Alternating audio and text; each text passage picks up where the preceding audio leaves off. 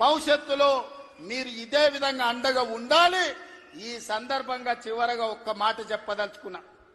94 నుంచి 2004 వరకు 10 సంవత్సరాలు తెలుగుదేశం పార్టీ అధికారంలో ఉంది. 2004 నుంచి 2014 వరకు 10 సంవత్సరాలు కాంగ్రెస్ పార్టీ అధికారంలో ఉంది. 2014 నుంచి 2024 వరకు బీఆర్ఎస్ అధికారంలో ఉంది.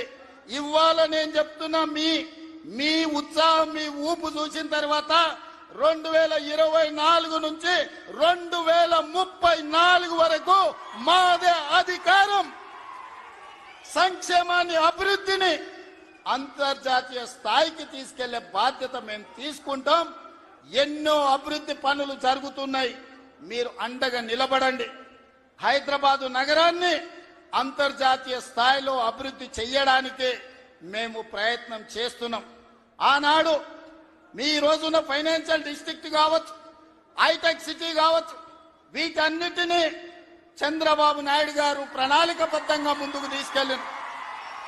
ఇవాళ మా ప్రభుత్వం 30,000 ఎకరాలలో ఎయిర్పోర్ట్ కి కూతవేటు దూరంలో భారత్ ఫ్యూచర్ సిటీని నిర్మిస్తున్నాం.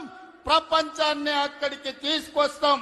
ఈనాడు మన యువత ప్రపంచ దేశాలలో దిగ్గజ కంపెనీలకు పనిచేస్తున్నారు. సత్య నాదెల్ల కావచ్చు, శంతను నారాయణ్ కావచ్చు, అజయ్ బంగా కావచ్చు, ప్రేమ్జీ వాత్సవ్ కావచ్చు, వీళ్ళంతా హైదరాబాద్ బాయ్స్. హైదరాబాద్ పబ్లిక్ స్కూల్లో చదువుకున్న వాళ్ళు ప్రపంచ పెద్ద పెద్ద దిగ్గజ కంపెనీలకు సీఈఓలు. ఇవాళ మనం ఎక్కడికో వెళ్ళి ఆ కంపెనీలలో పనిచేయడం కాదు, ఆ కంపెనీలను ఇక్కడికి తెస్తాం, భారత్ ఫ్యూచర్ సిటీలో పెట్టిస్తాం. ఈ కంపెనీలను పెట్టడమే కాదు, అలాంటి కంపెనీలకు తెలంగాణ యువతను యజమానులను చేసే బాధ్యత ఈ ప్రభుత్వం తీసుకుంటుంది. నూతన విధానంతో ప్రోత్సాహకాలు ఇస్తుంది, యువతకు ఉద్యోగ ఉపాధి అవకాశాలు కల్పిస్తుంది. మన నగర అభివృద్ధి కోసం మీరందరూ సహకరించాలి, మీరందరూ అండగా నిలబడాలి.